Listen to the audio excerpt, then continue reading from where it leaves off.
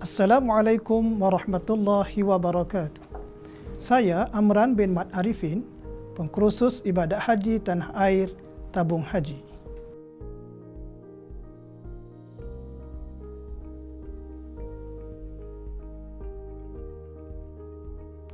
Pemakaian ihram. Sebelum jemaah haji berniat ihram, jemaah haji lelaki diwajibkan memakai kain ihram, iaitu 2 helai kain lepas putih yang tidak bercantum. Sehelai kain dipakai untuk menutupi aurat antara pusat hingga lutut. Kain ini dipanggil izar. Kain yang kedua dipakai untuk menutupi bahagian badan yang dipanggil rida. Terdapat 2 cara pemakaian kain ihram bagi jemaah haji lelaki. Cara pertama iaitu dengan menutupi bahagian badan, dan cara yang kedua iaitu dengan menampakkan bahu kanan yang disebut ittiba'. Semasa tawaf yang diiringi sa'i, jemaah haji lelaki disunatkan berittiba'. Begitu juga semasa sa'i, jemaah haji lelaki disunatkan berittiba'. Tidak disunatkan berittiba' semasa berada di lokasi lain, seperti di stesen berlepas, lapangan terbang, bangunan penginapan atau ketika solat.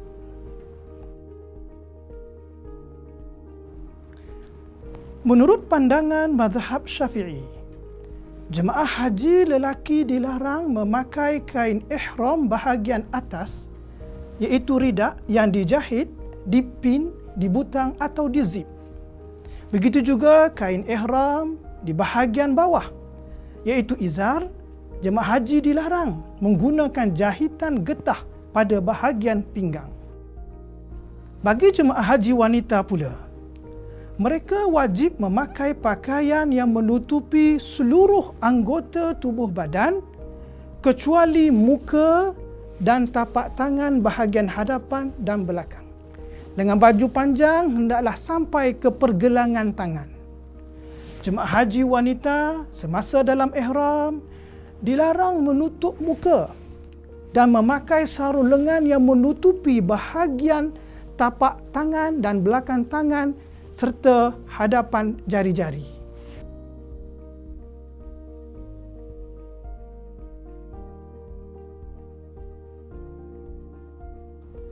Niat ihram di miqat.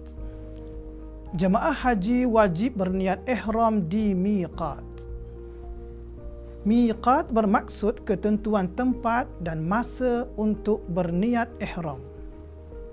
Miqat terbahagi kepada 2 bahagian, iaitu miqat zamani, sempadan masa, miqat makani, sempadan tempat. Miqat zamani bagi haji ialah bermula 1 Syawal hingga seketika sebelum terbit fajar hari yang ke-10 Zulhijjah. Inilah yang dinamakan bulan-bulan haji. Tidak sah ihram haji jika dilakukan di luar masa tersebut. Bahkan jadilah ia ihram umrah. Miqat makani iaitu ketentuan tempat untuk seseorang jemaah haji berniat ihram haji. Terdapat 5 miqat makani. Pertama, Yalamlam. Ini adalah miqat bagi penduduk Yaman dan mereka yang datang dari arahnya. Kedua, miqat Bir Ali atau Zulhulaifah. Ini adalah miqat bagi penduduk Madinah dan mereka yang datang dari arahnya. Inilah juga miqat bagi jemaah haji Malaysia yang menziarahi Madinah terlebih dahulu sebelum memasuki Makkah. Yang ketiga, Al-Juhfah. Ini adalah miqat bagi penduduk Syam, iaitu Jordan, Lebanon, Palestin, Syria dan mereka yang datang dari arahnya. Dan yang keempat, miqat Qarnul Manazil. Ini adalah miqat bagi penduduk Najd dan mereka yang datang dari arahnya. Ini juga merupakan miqat bagi jemaah haji Malaysia yang terus memasuki tanah suci Mekah. Dan yang kelima, Zartun Iraqi. Ini adalah miqat bagi penduduk Iraq dan mereka yang datang dari arahnya.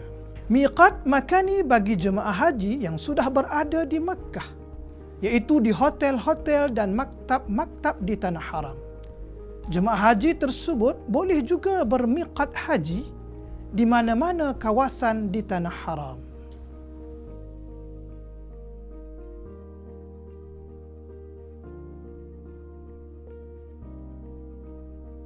Larangan semasa dalam ihram. Setelah berniat ihram, jemaah haji diwajibkan menjaga 13 perkara larangan dalam ihram. 13 larangan tersebut dibahagikan kepada dua jenis, iaitu tarafuh dan itlaf. Jenis pertama iaitu tarafuh, berseronok atau berhias. Terdapat 9 larangan ihram bagi jenis tarafuh, iaitu menutup kepala bagi lelaki,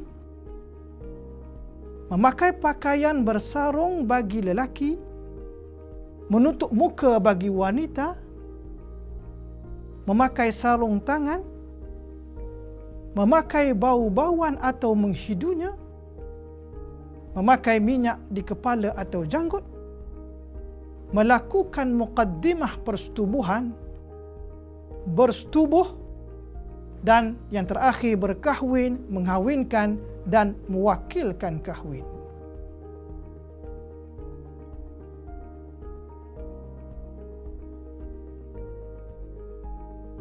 Larangan jenis tarafuh sekiranya dilakukan dengan tidak sengaja atau jahil, tidak berdosa dan tidak dikenakan dam. Namun sekiranya dilakukan dengan sengaja, berdosa dan dikenakan dam. Jenis kedua iaitu itlaf. Itlaf bermaksud menggugur, menghilang, merosak ataupun membinasa.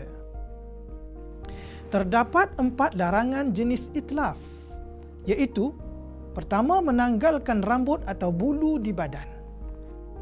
Kedua, memotong kuku. Ketiga, memburu dan membunuh binatang buruan. Dan keempat, menebang, mencabut pokok atau tumbuh-tumbuhan.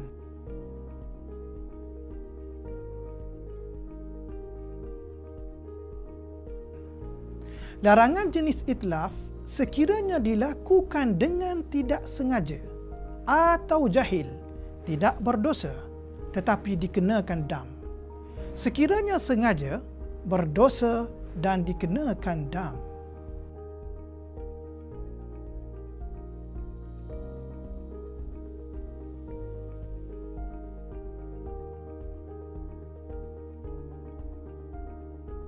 Masyairul Hajj.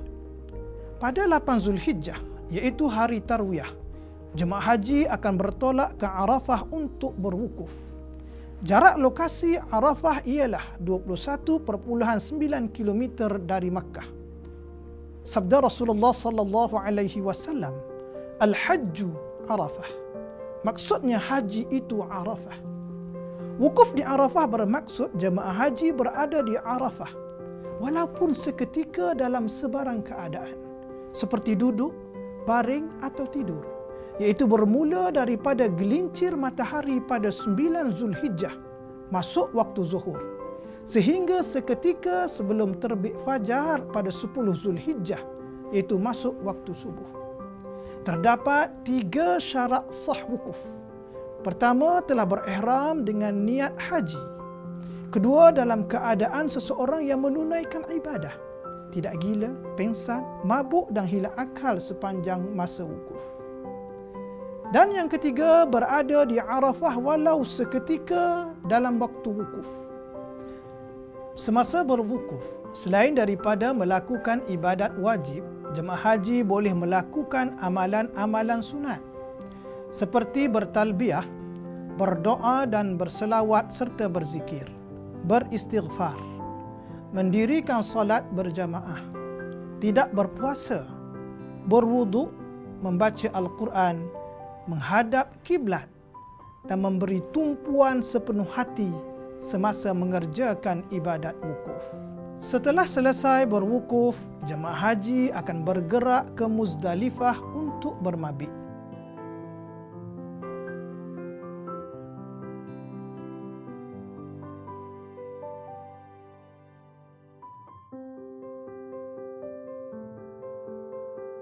Mabit di Muzdalifah bermaksud jemaah haji berada di bumi Muzdalifah, walaupun seketika di antara separuh malam 10 Zulhijjah dan sebelum terbit fajar pada hari tersebut. Semasa bermabit, jemaah haji boleh melakukan amalan-amalan sunat seperti bertalbiyah, berdoa, berzikir, melakukan solat sunat dan mengutip anak-anak batu.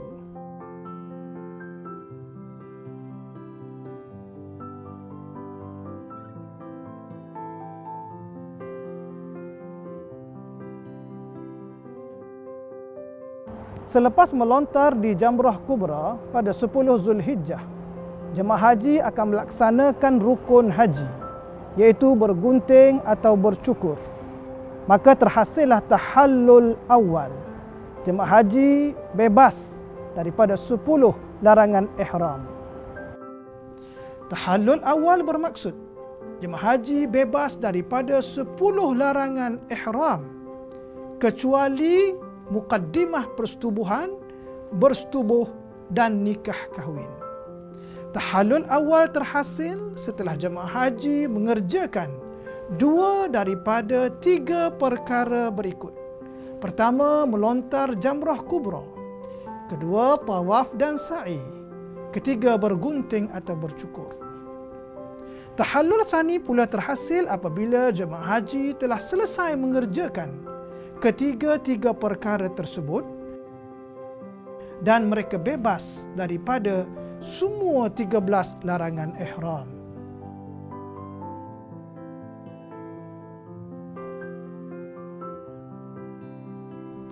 Di Mina, jemaah haji akan bermabit, iaitu berada di bumi Mina pada malam hari Tasyrik 11, 12 dan 13 Zulhijjah dalam tempoh lebih separuh waktu malam.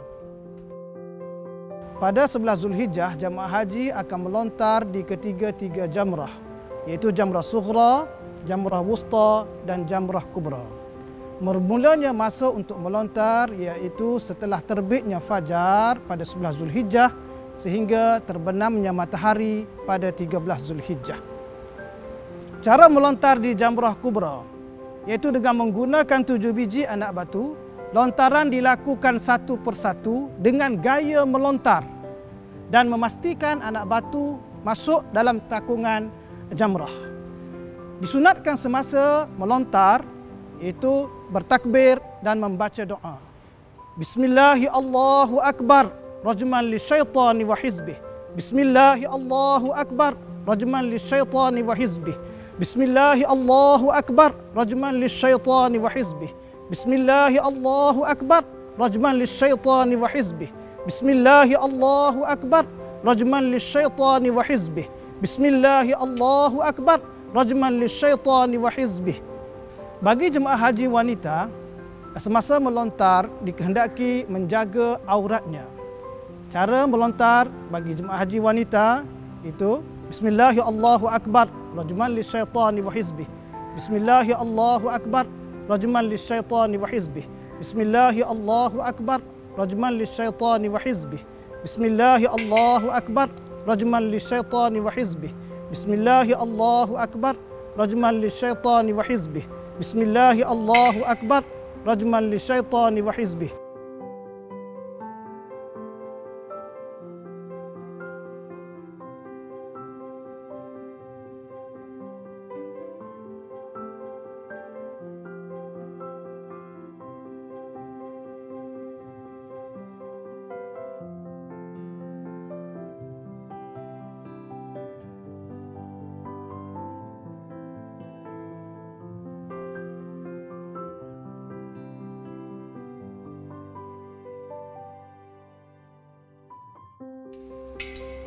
Jemaah haji mesti memastikan lontaran masuk ke dalam takungan dan cukup 7 lontaran dengan yakin. Dan lontaran dilakukan satu persatu menggunakan anak batu.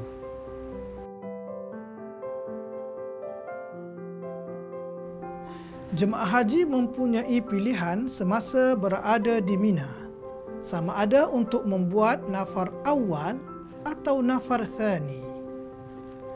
Nafar awal bermaksud jemaah haji meninggalkan Mina pada 12 Zulhijjah tanpa bermabit dan melontar jamrah bagi 13 Zulhijjah dengan syarat-syaratnya.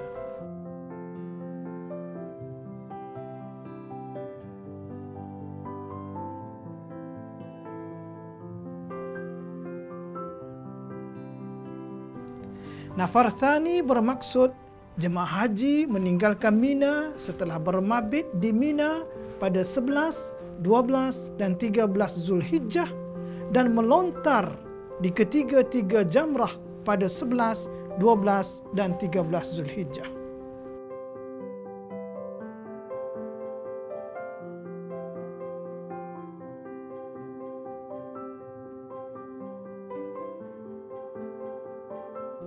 Tawaf bermaksud mengelilingi Kaabah 7 pusingan bermula dari sudut Hajarul Aswad dan berakhir pada sudut yang sama menurut syarat-syaratnya. Terdapat 8 syarat sah tawaf. Yang pertama, menutup aurat. Yang kedua, suci daripada hadas besar dan hadas kecil. Suci badan dan pakaian serta tempat tawaf daripada najis. Bermula dan berakhir di sudut Hajarul Aswad, menjadikan Kaabah di sebelah kiri dan berjalan ke hadapan, dilakukan dalam Masjidil Haram dan di luar binaan Kaabah, Hijr Ismail, Syazarwan, dan mengekalkan niat tawaf. Cukup 7 pusingan dengan yakin.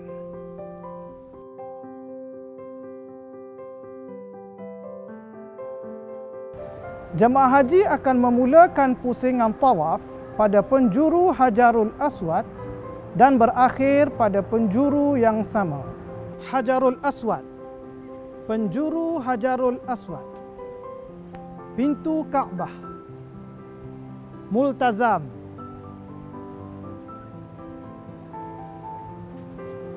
makam Ibrahim.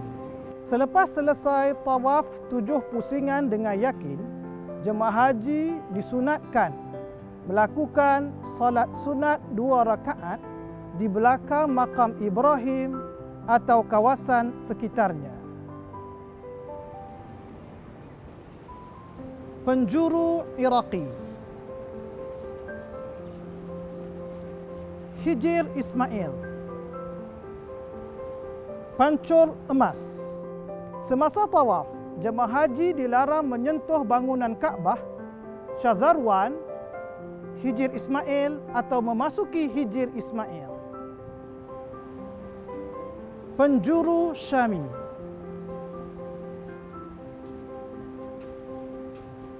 penjuru Yamani, Syazarwan. Di antara penjuru Yamani dan penjuru Hajarul Aswad, jemaah haji disunatkan berdoa, Rabbana atina fid dunya hasanah wa fil akhirati hasanah wa qina azaban nar wa adkhilnal jannata ma'al abrar ya aziz ya ghaffar ya rabbal alamin.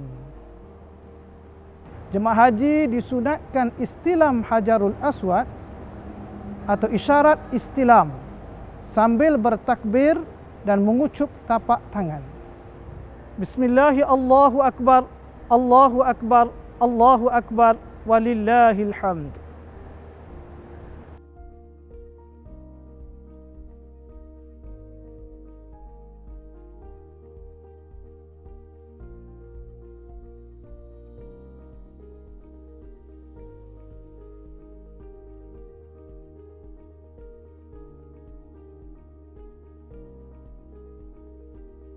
Semasa tawaf, jemaah haji digalakkan untuk melakukan amalan-amalan sunat semasa tawaf, iaitu berjalan kaki, Beritibak bagi tawaf yang diiringi dengan sa'i untuk lelaki.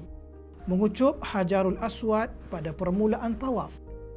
Istilam atau isyarat istilam ke arah Hajarul Aswad sambil bertakbir dan mengucup tapak tangan. Allahu Akbar, Allahu Akbar, Allahu Akbar. Istilam atau isyarat istilam ke arah rukun Yamani sambil bertakbir tanpa perlu mengucup tapak tangan. Allahu Akbar, Allahu Akbar, Allahu Akbar. Melakukan ramal, iaitu berlari anak pada 3 pusingan pertama bagi tawaf yang diikuti dengan sa'i bagi lelaki. Mualat, iaitu berturut-turut 7 kali pusingan. Tawaf dengan khusyuk dan tawaduk. Membaca Al-Quran, zikir dan berdoa. Mendirikan salat sunat tawaf selepas daripada selesai tawaf.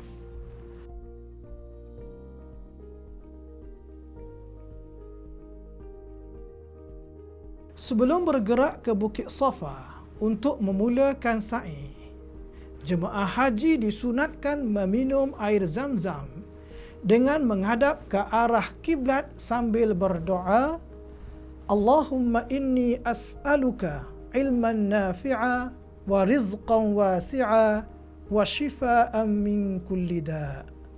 Ya Allah, hamba memohon kepadamu ilmu yang bermanfaat, rezeki yang luas dan kesembuhan daripada segala penyakit.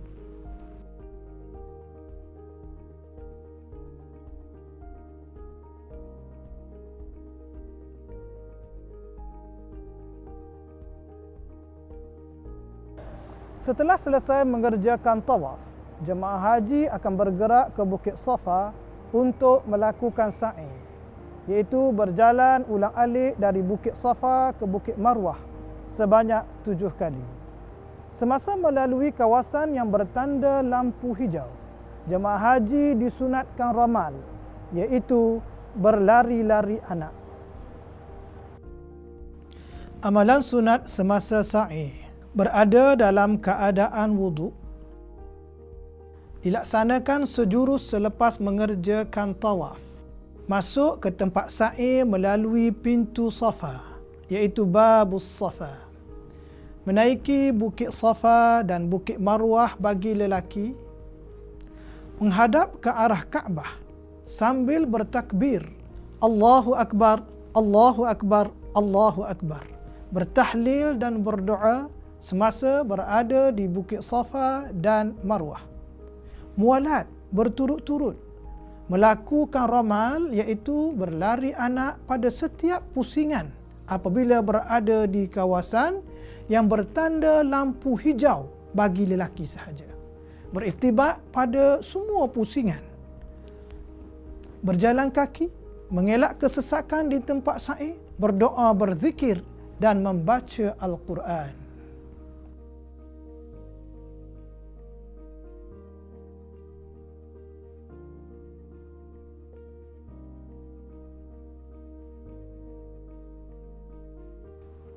Tawaf wada' ialah tawaf selamat tinggal bagi mereka yang hendak meninggalkan Makkah dengan jarak 2 marhalah, iaitu 91 km atau lebih. Golongan yang dikecualikan daripada tawaf wada' ialah perempuan yang kedatangan haid atau nifas, perempuan yang didatangi darah istihadah dalam tempoh haidnya, orang luka dan berdarah banyak yang boleh menajiskan masjid, orang yang tidak mendapat air atau tanah untuk mengangkat hadas besar, orang yang takut terancam nyawa, kehormatan atau harta bendanya, orang yang takut ditinggalkan rakan seperjalanan, orang yang berpenyakit salasul baul atau kencing tidak lawas, orang yang dipaksa meninggalkan tawaf kerana kes kecemasan, darurat atau terdesak, orang yang takut kepada peminta hutang dalam keadaan yang tidak berupaya membayar hutang, orang yang terpaksa dipimpin atau diusung kerana uzur dan tidak mampu duduk di atas kerusi roda. Orang yang dalam rawatan rapi dan berjadual. Petugas yang kerap keluar masuk ke Mekah kerana tugas menguruskan jamaah.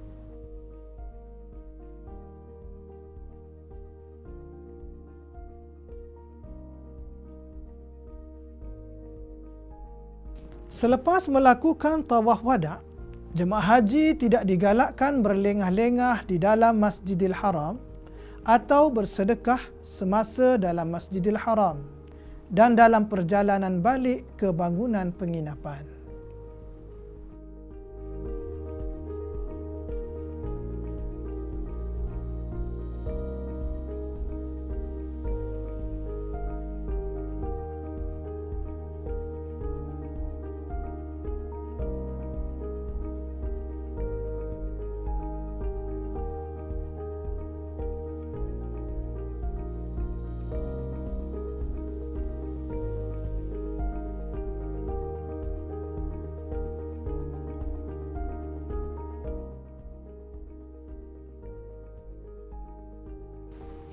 Jemaah haji akan dibawa menziarahi Madinatul Munawwarah, sama ada sebelum mengerjakan haji atau selepasnya. Jarak dari Mekah ke Madinah melalui lebuh raya Tariq Al-Hijrah adalah sejauh 425 km. Masjid Nabawi terletak di tengah-tengah kota Madinatul Munawwarah, kota suci kedua umat Islam dan tempat tinggal Rasulullah sallallahu alaihi wasallam sehingga baginda wafat. Antara kelebihan Madinah ialah solat berjamaah yang dilaksanakan dalam Masjid Nabawi mendapat ganjaran pahala 1000 kali ganda. Rasulullah sallallahu alaihi wasallam menjanjikan syafaat dan kesaksian baginda di akhirat kelak bagi mereka yang sabar dengan kesukaran dan kesulitan yang dihadapi di Madinah. Madinah merupakan tempat perlindungan iman ketika terjadinya zaman fitnah. Bumi Madinah terpelihara daripada fitnah Dajjal dan ancaman wabak taun. Rasulullah sallallahu alaihi wasallam akan memberi syafaat kepada mereka yang meninggal dunia di Madinah. Terdapat pelbagai kesan sirah nabawiyah dan sejarah para sahabat yang boleh dijadikan sebagai iktibar untuk peningkatan iman dan taqwa. Sekian sahaja dari saya, Ustaz Haji Amran bin Mat Arifin. Assalamualaikum warahmatullahi wabarakatuh.